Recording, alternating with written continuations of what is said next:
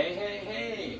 It's time for the April 2019 edition of Uncle Bob's Cigar Corner. Welcome everybody, glad you joined us.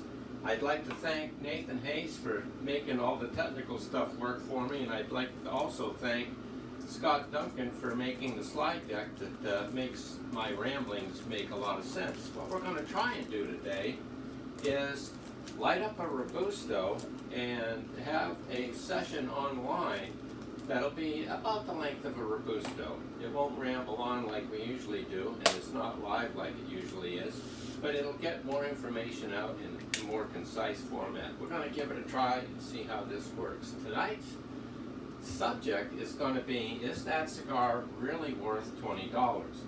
What we'd like to do is start out with the under $5 cigars, go to the $5 to $10 cigars, and then once we go above $10, find out what it is that makes those cigars so expensive. Now the first group, if you want to go to the next slide, we'll show you the cigars that are under $5. They're what we call short fill or mixed fill. A mixed fill will have scraps of the expensive cigar's leaves. Sometimes the leaf will reach the whole length of the cigar, and it'll have bits and pieces, but the key to it is scraps from the expensive cigars that couldn't get used in the cigar.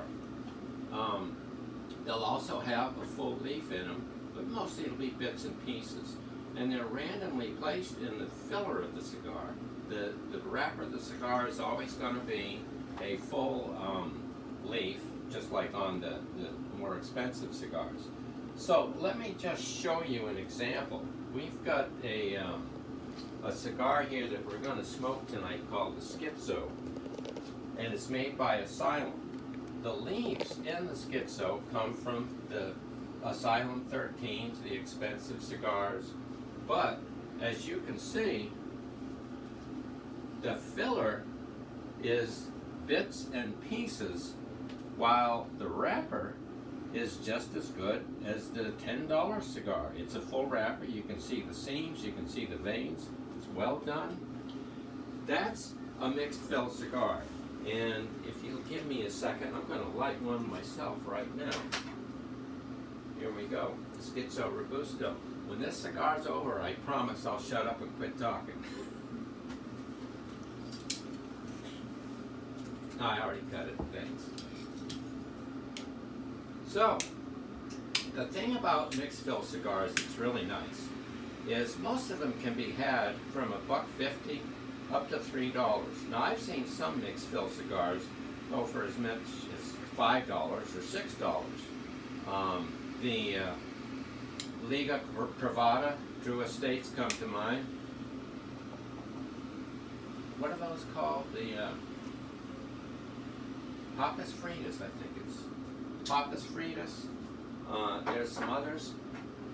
They're very good cigars. They use the Liga Privada leaves, apart from the wrapper and stuff, but keep in mind, they don't actually blend the cigar like you would a high-end stick, where the blender not only says, I want a little bit of Viso, a little bit of Seco, the blender will say to the roller, I want the Viso in the middle, I want the Seco around it, and I want these leaves touching each other in certain ways so that this cigar has nuances and has complexity and has changes of taste. Well, that's not going to happen in a mixed fill cigar. The taste is very homogeneous, and it's simply because the filler leaves are put in random, and the wrapper leaves and binder leaves are not the top of the heap in terms of quality. They're the ones that maybe didn't make the first pass, and they're going to use them. They're still the same bunch of leaves, and they still have the same kind of taste, but there's no complexity and there's no blending effort that goes into a mixed fill cigar, basically. So, what's the difference? You're going to pay just $3, understand what you're going to get. They're not, the labor that goes into rolling them is not as intensive, so it's a less expensive cigar labor-wise to make. They'll use a Lieberman machine, which they'll also use on some of the higher end, but it just makes the process so they can make, a roller can do 300 to 500 cigars in a shift. That cuts costs way down. So, let me go to the next slide, Nathan, if you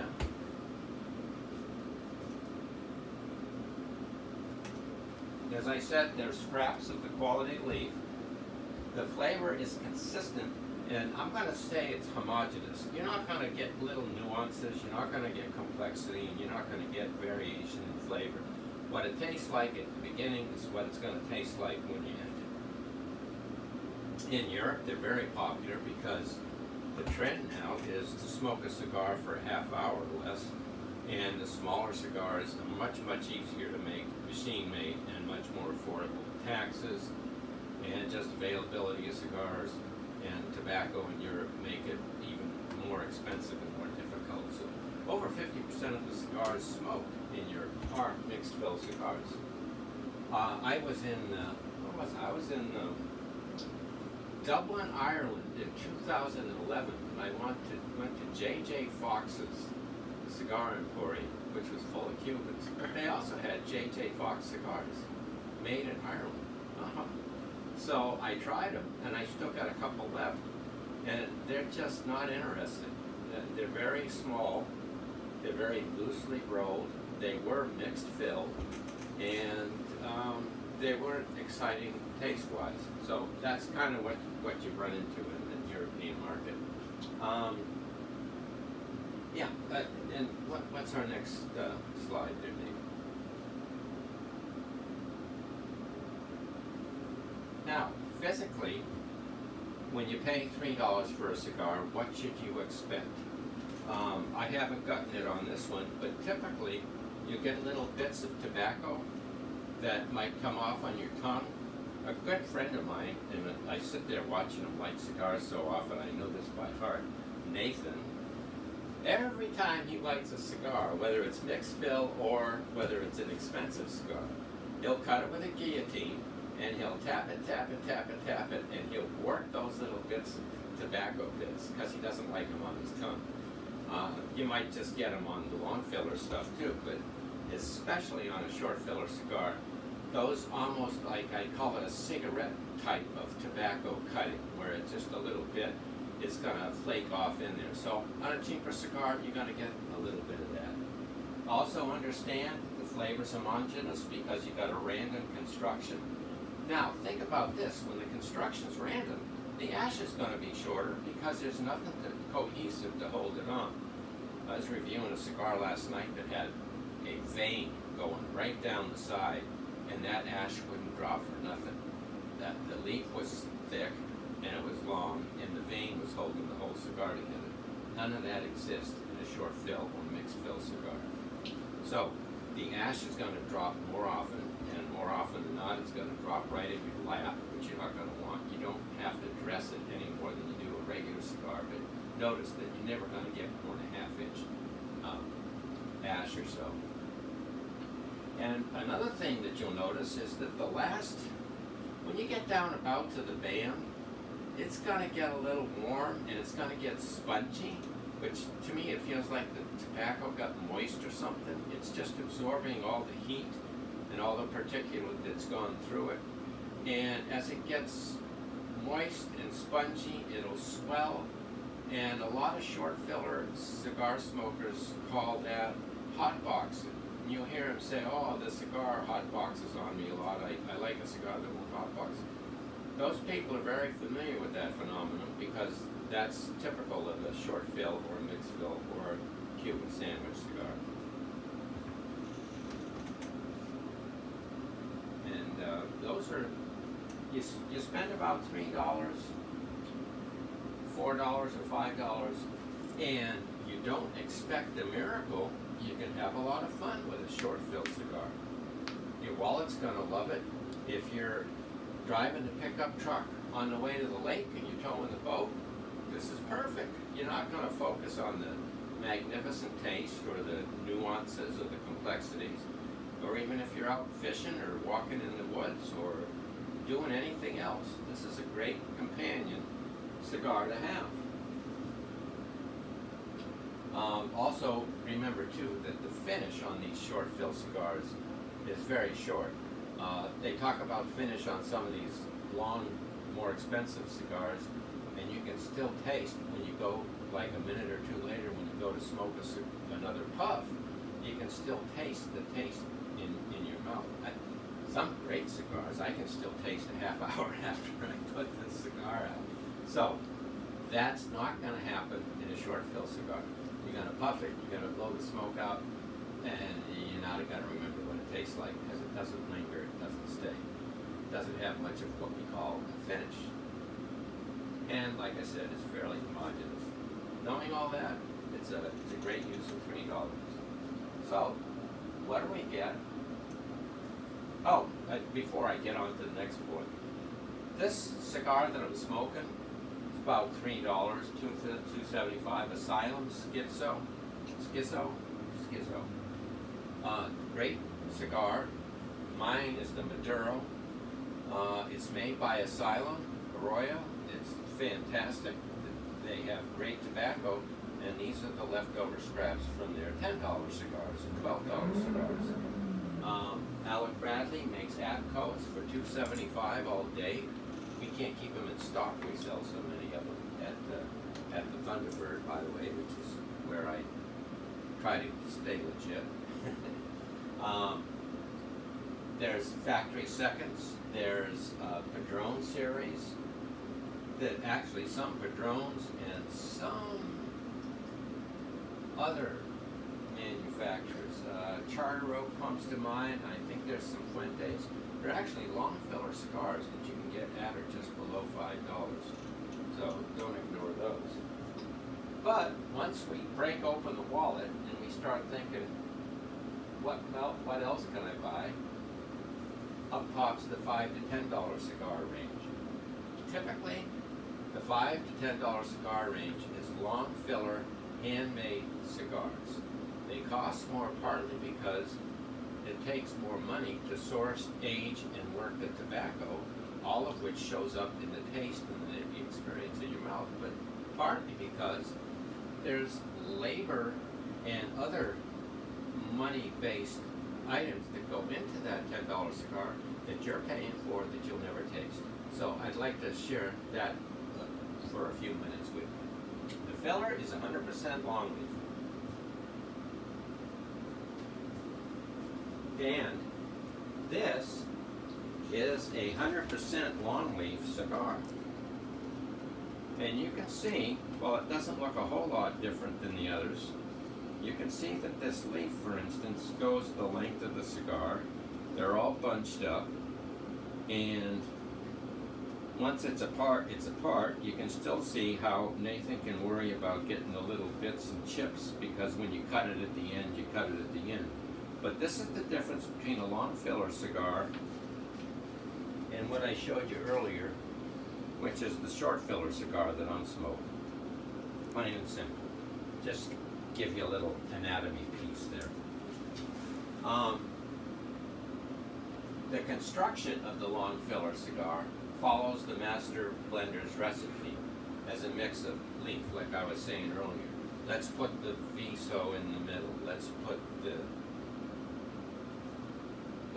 the Seiko next to it. Let's kind of work these 4, 5, or 6 leaves parallel to each other, or bunch them, or roll them in tubato.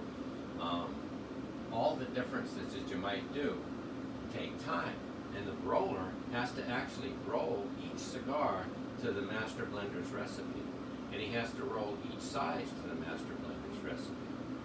Lancero may be different than a Toro, may be different than a Churchill, definitely be different than a Solomon, so, or a Torpedo. So how they work those out actually does affect the taste of the cigar. So the blender, with his menu, with his recipe, gives the roller a job to do. They can't roll more than really, really great. I've seen some 200 rolled in a day, but some of the better ones you'll typically see 100, 150 rolled in a day in a quality manner. And that costs money because production is cut in half from what a short filler cigar is. You'll also see, especially at stopping at the $10 range, that the cigars don't have fancy shapes. Making a fancy shape takes time. A Toro is a straight tube shape. A Robusto's nowadays a straight tube shape. If you go to a cigar store and you look at a torpedo that's smaller than a Toro by half an inch, but the roller has to wrap that pointy torpedo head down, that torpedo will cost 75 cents to $1 extra over what the Toro cost, even though it's less smokable tobacco. That's because of labor. There was a person that told me the other night at the show, for every blender's name you see on the band, and there's a lot of them, we've seen 3 on the T, we've seen 4 on some of these other Quattro Maestro cigars. Every blender's name on a cigar adds about $1 to the cigar, because that's another artist, another guy working, making the blend. So he's going to get his piece of the action. And once again, you can get a really good, really tasty long filler cigar for under $10 if you stick with the basic shapes. You'll also see simple packaging, the bundles, or in a plain box. You're not going to see a fancy wooden lacquered box at the $10 range typically. Those boxes cost money. You add a box, you're adding some more money to the cost of the cigar, and that pumps it up above $10. I never smoked a cigar box, and I don't know what they taste like, but for my wallet and the cigar experience, I'd like to stick with a cardboard box or a bundle, and then just enjoy the taste of my efforts. So another part of cigars that are $5 to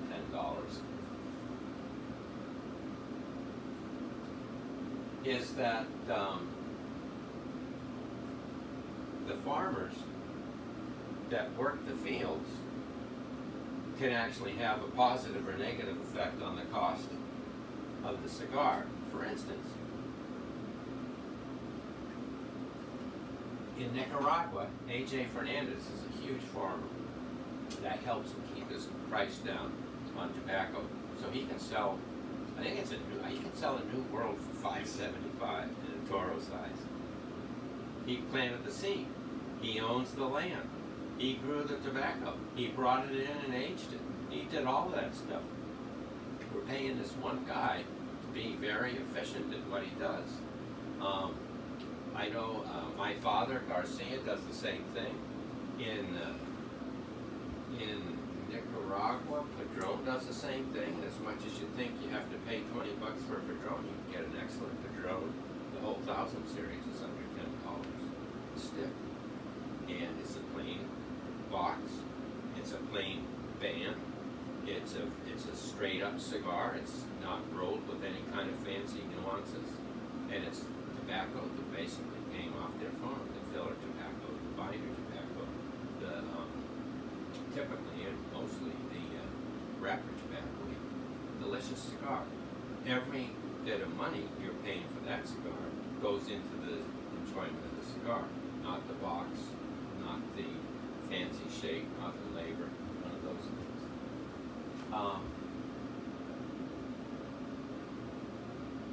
Here's some examples, like I've been saying.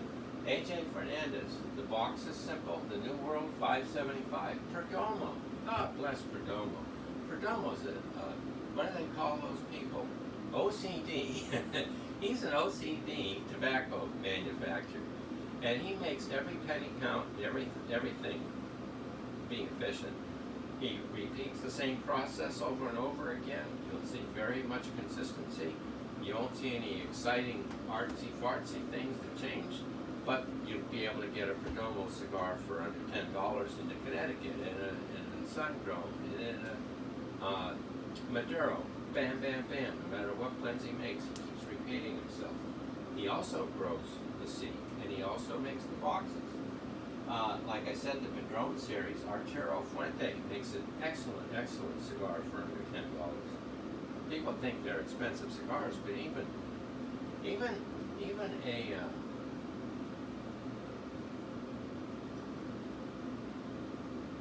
Hemingway And I don't know that all sizes are this true, but a Robusto or a smaller Hemingway, you can get for $7 or $8. Magnificent cigar.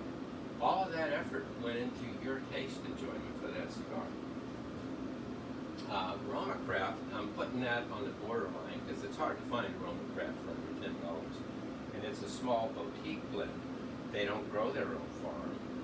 They work very hard at keeping everything efficient. Funny story, when we were in Nicaragua, the owner, Esteban, was over at the Oliva warehouse where they buy their tobacco from. And Oliva was banding pallets of boxes with these plastic snap bands, and then they were throwing them away. And Esteban at Roma Craft had to pay like $80 for a bond or a roll of this strapping stuff. So he got together with the guy at Oliva and got his scrap bands for free, and only needed a smaller point, so he cut those scrap bands and he saved himself about 80 bucks a day or two, just to band the cigars. So God bless Roma Craft for being as efficient and as careful as they are with what resources they have. Now, if you really want to get your wallets out, and this gets to the point where, oh, it's plastic time, I don't have any bills that large, we're going to talk about why does a cigar cost more than 10 bucks? Why does it cost up to 20 bucks? And do we taste the difference? Is it twice as good, or is it maybe just a little bit better? So, one of the things that runs the cost of tobacco up is availability. With the Opus X, every single Opus X wrapper leaf that's ever been made is made on a 65-acre ranch in Dominican Republic that's owned by the Fuente family. It's the only place on the face of the earth that you can get an Opus X wrapper. That's where they all come from. Some years they have good weather, some years they have bad weather. Some years the crop doesn't cooperate well. Some years the barn burns down. 2012, serious problem. Lost magnificent tobacco took them 3 or 4 years to recover from that.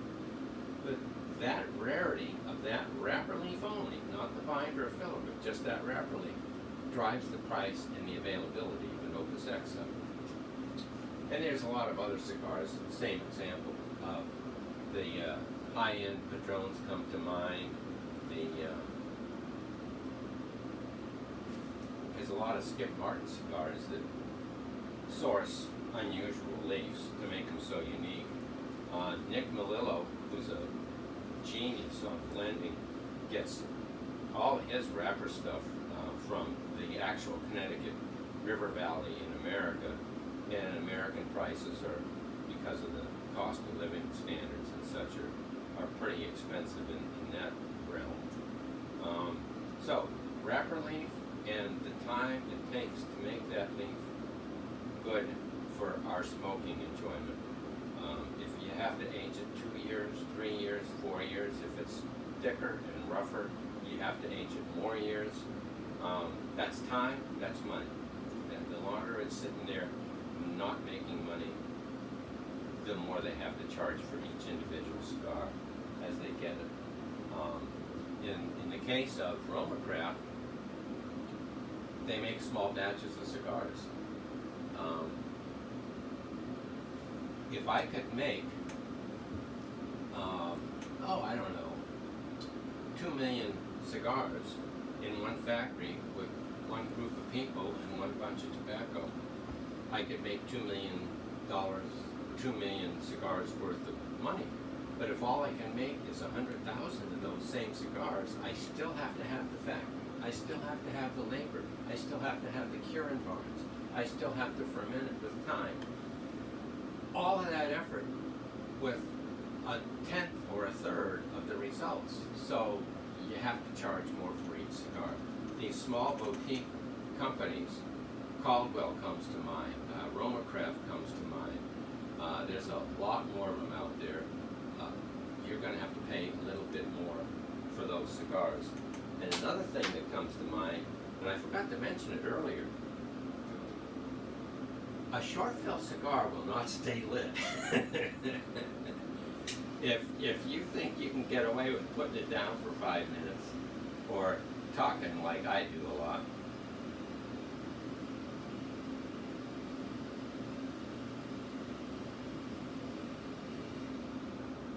you're going to lose your cherry. That's not a good thing. So, back to the long fill cigars.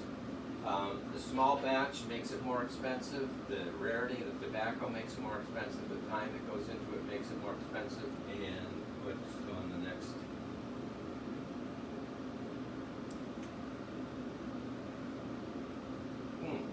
And this one item, I don't think people realize how much effort goes into this. If you go to a factory, you'll see a master blender on the floor actually conversing with the rollers and giving them hints and tips and picking up a cigar and smoking it and testing the leaf that's in the selection table. We had a really interesting conversation one night, which was well lubricated with Florida Cognac, about how they sort cigars at Nick Melillo's sorting process. And it's highly, highly intense, highly involved at the blender level. And when they pick a leaf and say not just what the color is, or not just how oily it is, but how thick it is, and how the veins look on it, that's the level that the blender gets involved in. He doesn't just go someplace and write a formula down and then go on tour. This guy's at the factory every day. That's money, that's involvement, this guy's life is dedicated to trying making this Liga Privado or this Padron. It's got to taste just as good next Tuesday as it tasted today. And those blenders are on top of the factory people, making sure that's going to happen consistently. That relates to expensive cigars.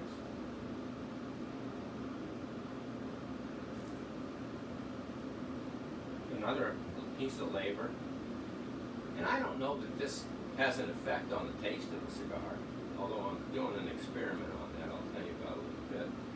But the shape of the cigar costs money. A chisel costs a lot more money to make than a Toro. It's a fancy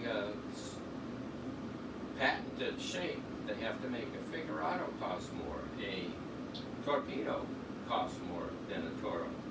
Anything that has a shape to it, whether it's a pyramid or whether it has fancy barber poles. We've got some mixed filler cigars at the Thunderbird that cost $20 a bundle. The exact same cigar in a barber pole format costs $40 a bundle. Double the price because to barber pole it takes twice as much time to make that wrapper cooler. Another thing that really has a lot to do with it is the fancy boxes. There's some really fine, nice collectible boxes out there. That adds up to the price of the cigar. It does not add up to the taste of the cigar. It's just something as a part of the hobby that you may take an interest in, but don't expect that cigar to taste better because it came in a fancy box.